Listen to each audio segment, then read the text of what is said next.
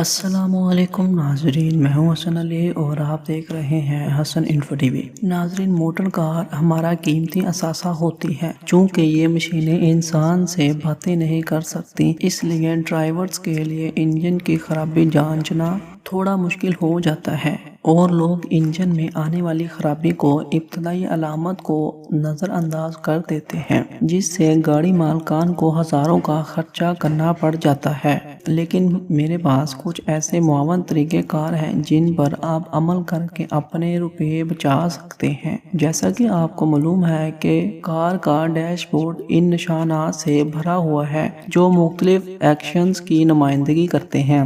انہی میں ایک انجن کی طرح کا نشان ہے، یعنی جب کار کی ہیڈ لائٹس جلنے بجھنے لگے تو اس کا مطلب انجن میں مسئلہ اٹھ کھڑا ہوا ہے۔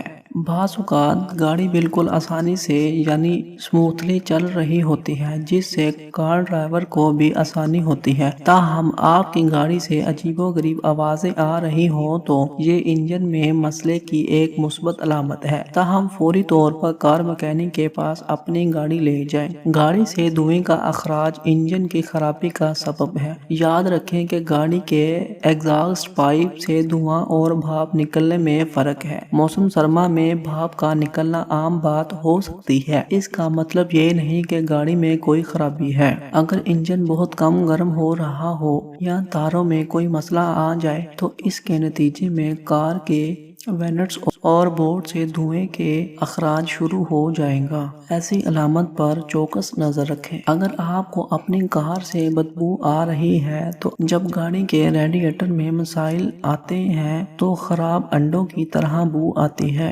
جب آپ کو بو آنے لگے تو فوری طور پر اپنی کار کو لے کر کسی کار میکینک کے پاس چلے جائیں۔